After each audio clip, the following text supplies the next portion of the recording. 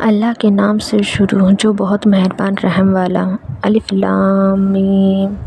وہ بلند رتبہ کتاب، کوئی شک کی جگہ نہیں، اس میں ہدایت ہے ڈر والوں کو، وہ جو بے دیکھے ایمان لائے اور نماز قائم رکھے اور ہماری دی ہوئی روزی میں سے ہماری راہ میں اٹھائے، اور وہ کی ایمان لائے ان پر جو اے محبوب تمہاری طرف اتارا اور جو تم سے پہلے اتارا، اور آخرت پر یقین رکھے۔ وہی لوگ اپنے رب کی طرف سے ہدایت پر ہیں اور وہی مراد کو پہنچنے والے۔ بے شک وہ جن کی قسمت میں کفر ہے انہیں برابر ہے، چاہے تم انہیں ڈراؤ یا نہ ڈراؤ، وہ ایمان لانے کے نہیں۔ اللہ نے ان کے دلوں پر اور کانوں پر مہر کر دی اور ان کی آنکھوں پر گھٹا ٹوپ ہے اور ان کے لیے بڑا عذاب۔ یہ سورۃ مدنی ہے۔ حضرت ابن عباس رضی اللہ تعالیٰ عنہ نے فرمایا، مدینہ طیبہ میں سب سے پہلے یہ سورت نازل ہوئی، سوائے آیت وَاتَّقُوا یُؤْمِنُ ترجمعون کے کی حجۃ وداع میں بمقام مکہ مکرمہ نازل ہوئی۔ خزائن اس سورت میں 286 آیتیں، 40 رکوع، 6121 کلمے، 25500 حروف ہیں۔ خزائن پہلے قرآن پاک میں سورتوں کے نام لکھے جاتے تھے۔ یہ طریقہ حجاج نے نکالا۔ ابن عربی کا قول ہے کہ سورہ بقرہ میں 1000 امر، 1000 نہیں 1000 حکم، 1000 خبریں ہیں۔ اس کے اخذ میں ببرکت، ترک میں حسرت ہے۔ اہل باطل جادوگر اس کی استطاعت نہیں رکھتے۔ جس گھر میں یہ سورت پڑھی جائے 3 دن تک سرکش شیطان اس میں داخل نہیں ہوتا۔ مسلم شریف کی حدیث میں ہے کہ شیطان اس گھر سے بھاگتا ہے جس میں یہ سورت پڑھی جائے۔ جم البیہقی و سعید بن منصور نے حضرت مغیرہ سے روایت کی کہ جو شخص سوتے وقت سورہ بقرہ کی 10 آیتیں پڑھے گا، قرآن شریف کو نہ بھولے گا۔ وہ آیتیں یہ ہیں: 4 آیتیں اول کی اور آیت الکرسی اور 2 اس کے بعد کی اور 3 آخری صورتیں۔ مسئلہ: طبرانی و بہقی نے حضرت ابن عمر رضی اللہ تعالیٰ عنہ سے روایت کی کہ حضور صلی اللہ تعالیٰ علیہ وآلہ وسلم نے فرمایا، میت کو دفن کر کے قبر کے سرحانے سورہ بقرہ کے اول کی آیتیں اور پاؤں کی طرف آخری کی آیتیں پڑھو۔ شان نزول: اللہ تعالیٰ نے اپنے حبیب صلی اللہ تعالیٰ علیہ وآلہ وسلم سے ایک ایسی کتاب نازل فرمانے کا وعدہ فرمایا تھا جو نہ پانی سے دھو کر مٹائی جا سکے نہ پرانی ہو۔ جب قرآن پاک نازل ہوئی تو فرمایا، ذالک الکتاب کی وہ کتاب موعود یہ ہے۔ ایک قول یہ ہے کہ اللہ تعالیٰ نے بنی اسرائیل سے ایک کتاب نازل فرمانے اور بنی اسرائیل میں سے ایک رسول بھیجنے کا وعدہ فرمایا تھا۔ جب حضور نے مدینہ طیبہ کو ہجرت فرمائی جہاں یہود بکثرت تھے تو الف لام میم ذالک الکتاب نازل فرما کر اس وعدے کو پورا ہونے کی خبر دی۔ الف لام میم سورتوں کے اول جو حروف مقطعہ آتے ہیں ان کی نسبت قول راجح یہی ہے کہ وہ اسرار الہی اور متشابہات سے ہے کہ ان کی مراد اللہ اور رسول جانیں۔ ہم اس کے حق ہونے پر ایمان لاتے ہیں، اس لیے کہ شک اس میں ہوتا ہے جس پر دلیل نہ ہو۔ قرآن پاک ایسی واضح اور قوی دلیل رکھتا ہے جو عاقل منصف کو اس کے کتاب الہی اور حق ہونے کے یقین پر مجبور کرتی ہے۔ تو یہ کتاب کسی طرح قابل شک نہیں۔ جس طرح اندھے کے انکار سے آفتاب کا وجود مشتبہ نہیں ہوتا، ایسے ہی معاند سیاہ دل کے شک و انکار سے یہ کتاب مشکوک نہیں ہو سکتی۔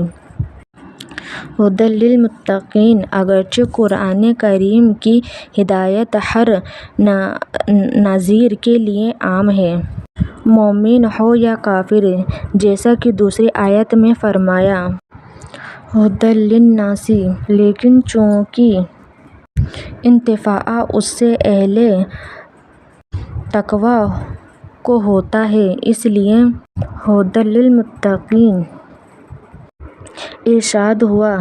جیسے کہتے ہیں بارش سبزہ کے لیے ہے، یعنی منتفع اس سے سبزہ ہوتا ہے، اگرچہ برستی قلر اور زمین بے غایہ پر بھی ہے۔ تقوی کے کئی معنی آتے ہیں: نفس کو خوف کی چیز سے بچانا اور عرف شرعی میں ممنوعات چھوڑ کر نفس کو گناہ سے بچانا۔ حضرت ابن عباس رضی اللہ تعالیٰ عنہ نے فرمایا، متقی وہ ہے جو شرک و کبائر و فواحش سے بچے۔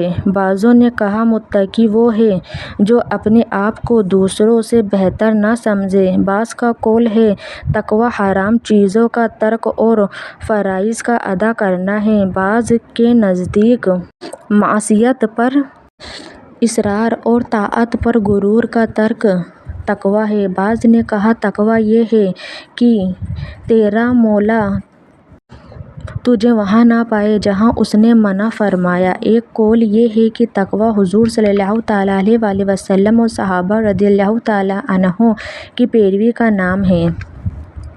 یہ تمام معنی باہم مناسبت رکھتے ہیں اور معنی کے اعتبار سے ان میں کچھ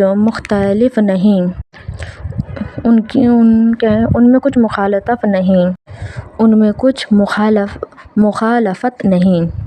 تقوی کے مراتب بہت ہیں۔ عوام کا تقوی ایمان لا کر کفر سے بچنا، متوسطین کا اوامر و نواہی کی اطاعت، خاص کا ہر ایسی چیز کو چھوڑنا جو اللہ تعالیٰ سے غافل کرے۔ جمل: حضرت مترجم قدس سرہ نے فرمایا تقوی 7 قسم کا ہے۔ پہلا، کفر سے بچنا، یہ بفضلہ تعالیٰ ہر مسلمان کو حاصل ہے۔ دوسرا، بد مذہبی سے بچنا، یہ ہر سنی کو نصیب ہے۔ تیسرا، ہر کبیرہ سے بچنا۔ چوتھا، صغائر سے بھی بچنا۔ پانچواں، شبہات سے احتراز۔ چھٹا، شہوات سے بچنا۔ ساتواں، غور کی طرف التفات سے بچنا۔ یہ اخص الخواص کا منصب ہے اور قرآن عظیم 7 مرتبوں کا حادی ہے۔ مومنین باخلاص کے حق میں ہیں جو ظاہراً و باطناً ایماندار ہیں۔ اس کے بعد 2 آیتیں کھلے کافروں کے حق میں ہیں جو ظاہراً و باطناً کافر ہیں۔ اس کے بعد منافقین کے حق میں ہیں جو باطن میں کافر ہیں اور اپنے آپ کو مسلمان ظاہر کرتے ہیں۔ جمل: غیب مصدر یا اسم فاعل کے معنی میں ہے۔ اس تقدیر پر غیب وہ ہے جو حواس و عقل سے بدیہی طور پر معلوم نہ ہو سکے۔ اس کی 2 قسمیں ہیں: ایک وہ جس پر کوئی دلیل نہ ہو، اس علم غیبی ذاتی ہے اور یہی مراد ہے آیت میں اور ان تمام آیاتوں میں جن میں علم غیب کی غور خدا سے نفی کی گئی ہے۔ اس قسم کا علم غیب یعنی ذاتی، جس پر کوئی دلیل نہ ہو، اللہ تعالیٰ کے ساتھ خاص ہے۔ غیب کی دوسری قسم وہ ہے جس پر دلیل ہو، جیسے صنع عالم اور اس کے صفات اور نبوت۔ انبیاء کی نبوت اور ان کے متعلقات احکام و شرائع و روز آخر اور اس کے احوال، بعث، نشر، حساب، جزا وغیرہ کا علم جس پر دلیل قائم ہے اور جو تعلیم الہی سے حاصل ہوتا ہے، یہاں یہی مراد ہے۔ اس دوسری قسم کے غیوب جو ایمان سے علاقہ رکھتے ہیں، ان کا علم و یقین ہر مومن کو حاصل ہے۔ اگر نہ ہو، آدمی مومن نہ ہو سکے اور اللہ تعالیٰ اپنے مقرب بندوں، انبیاء و اولیاء پر جو غیوب کے دروازے کھولتا ہے، وہ اسی قسم کا غیب ہے۔ یہ غیب معنی مصدری میں رکھا جائے اور غیب کا صلہ مومن بے قرار دیا جائے یا با کو متلبسین محذوف کے متعلق کر کے حال قرار دیا جائے۔ پہلی صورت میں آیات کے معنی یہ ہوں گے جو بے دیکھے ایمان لائے، جیسا حضرت مترجم قدس سرہ نے ترجمہ کیا ہے۔ دوسری صورت میں معنی یہ ہوں گے جو مومنین کے پس غیبت ایمان لائے، یعنی ان کا ایمان منافقوں کی طرح مومنین کے دکھانے کے لیے نہ ہو بلکہ وہ مخلص ہو، غائب حاضر ہر حال میں مومن رہے۔ غیب کی تفصیل میں ایک قول یہ بھی ہے کہ غیب سے قلب یعنی دل مراد ہے۔ اس صورت میں معنی یہ ہوں گے کہ وہ دل سے ایمان لائے۔ ایمان جس چیزوں کی نسبت ہدایت و یقین سے معلوم ہے کہ یہ دین محمدی سے ہے، ان سب کو ماننے اور دل سے تصدیق اور زبان سے اقرار کرنے کا نام ایمان صحیح ہے۔ عمل ایمان سے داخل نہیں، اسی لیے کے بعد فرمایا نماز کے قائم رکھنے سے یہ مراد ہے کہ ان پر مداومت کرتے ہیں اور ٹھیک وقتوں پر پابندی کے ساتھ ان کے ارکان پورے ادا کرتے اور فرائض، سنن، مستحب کی حفاظت کرتے ہیں، کسی میں خلل نہیں آنے دیتے، مفسدات و مکروہات سے اس کو بچاتے ہیں اور اس کے حقوق اچھی طرح ادا کرتے ہیں۔ نماز کے حقوق دو طرح کے ہیں، ایک ظاہری، وہ تو یہی ہے جو ذکر ہوئے، دوسرے باطنی، وہ خشوع اور حضور یعنی دل کو فارغ کر کے ہمتاً بارگاہ حق میں متوجہ ہو جانا اور عرض و نیاز و مناجات میں محویت پانا۔ راہ خدا میں خرچ کرنے سے یہ زکوٰۃ مراد ہے، جیسا دوسری جگہ فرمایا مطلقاً انفاق خواہ فرض و واجب ہو، جیسے زکوٰۃ نظر، اپنا اور اپنے اہل کا نفقہ وغیرہ، خواہ مستحب جیسے صدقات نفلیہ، اموات کا ایصال ثواب، مثلا 11ویں فاتحہ، تیجا، 40واں وغیرہ بھی اس میں داخل ہیں کہ وہ سب صدقات نفلیہ ہیں، اور قرآن پاک و کلمہ شریف کا پڑھنا نیکی کے ساتھ اور نیکی مل کر مضر و ثواب بڑھاتا ہے۔ مسئلہ اس طرح اشارہ کرتا ہے کہ انفاق میں اسراف ممنوع ہے، یعنی انفاق خواہ اپنے نفس پر ہو یا اپنے اہل پر یا کسی اور پر، اعتدال کے ساتھ ہو، اسراف نہ ہونے پائے، رزقناہم کی تقدیم اور رزق کو اپنی طرف نسبت فرما کر ظاہر فرمایا کہ مال تمہارا پیدا کیا ہوا نہیں، ہمارا عطا فرمایا ہوا ہے، اس کو اگر ہمارے حکم سے ہماری راہ میں خرچ نہ کرو تو تم نہایت ہی بخیل ہو اور یہ بخل نہایت ہی قبیح۔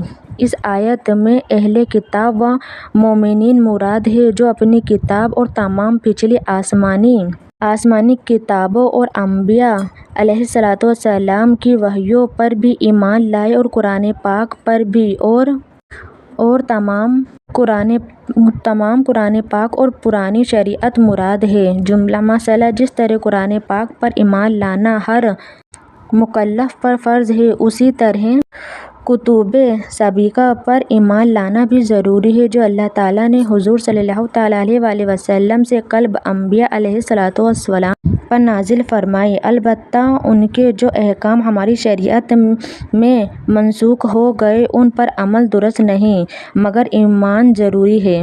مثلاً پچھلی شریعت میں بیت المقدس قبلہ تھا، اس پر ایمان لانا تو ہمارے لیے ضروری ہے، مگر عمل یعنی نماز میں بیت المقدس کی طرف منہ کرنا جائز نہیں، منسوخ ہو چکا۔ مثلا قرآن کریم سے پہلے جو کچھ اللہ تعالیٰ کی طرف سے ان کے انبیاء پر نازل ہوا ان سب پر اجمالاً ایمان لانا فرض عین ہے اور قرآن شریف پر تفصیلاً فرض کفایہ ہے، لہٰذا عوام پر اس کی تفصیلات کے علم کی تحصیل فرض نہیں، جبکہ علماء موجود ہوں جنہوں نے اس کی تفصیل علم میں پوری جہد صرف کی ہو، یعنی دار آخرت اور جو کچھ اس میں ہے، جزا و حساب وغیرہ سب پر ایسا یقین و اطمینان رکھتے ہیں کہ ذرا شک و شبہ نہیں۔ اس میں اہل کتاب وغیرہ کفار پر تعرض ہے جن کے اعتقاد آخرت کے متعلق فاسد ہے۔ اولیاء کے بعد اعداء کا ذکر فرمانا حکمت ہدایت ہے کہ اس مقابلہ سے ہر ایک کو اپنے کردار کی حقیقت اور اس کے نتائج پر نظر ہو جائے۔ شان نزول: یہ آیت ابو جہل، ابو لہب وغیرہ کفار کے حق میں نازل ہوئی جو علم الہی میں ایمان سے محروم ہیں، اسی لیے ان کے حق میں اللہ تعالیٰ کی مخالفت سے ڈرنا نہ ڈرنا دونوں برابر ہے۔ انہیں نفع نہ ہوگا مگر حضور صلی اللہ تعالیٰ علیہ وسلم کی سعی بیکار نہیں، کیونکہ منصب رسالت عامہ کا فرض رہنمائی و اقامت حجت و تبلیغ اعلیٰ وجہ الکمال ہے۔ مثلا اگر قوم پند پذیر نہ ہو تب بھی ہادی کو ہدایت کا ثواب ملے گا۔ اس آیت میں حضور صلی اللہ تعالیٰ علیہ وسلم کی تسکین خاطر ہے کہ کفار کے ایمان نہ لانے سے آپ مغموم نہ ہوں، آپ کی سعی تبلیغ کامل ہے، اس کا اجر ملے گا۔ محروم تو یہ بد نصیب ہیں جنہوں نے آپ کی اطاعت نہ کی۔ کفر کے معنی اللہ تعالیٰ کے وجود یا اس کی وحدانیت یا کسی نبی کی نبوت یا ضروریات دین سے کسی امر کا انکار یا کوئی ایسا فعل جو عند شرع انکار کی دلیل ہو، کفر ہے۔ خلاصہ مطلب یہ ہے کہ کفار ضلالت و گمراہی میں ایسے ڈوبے ہوئے ہیں کہ حق کے دیکھنے، سننے، سمجھنے سے اس طرح محروم ہو گئے جیسے کسی نے دل اور کانوں پر مہر لگی ہو اور آنکھوں پر پردہ پڑا ہو۔ مثلا اس آیت سے معلوم ہوا کہ بندوں کے افعال بھی تحت قدرت الہی ہے۔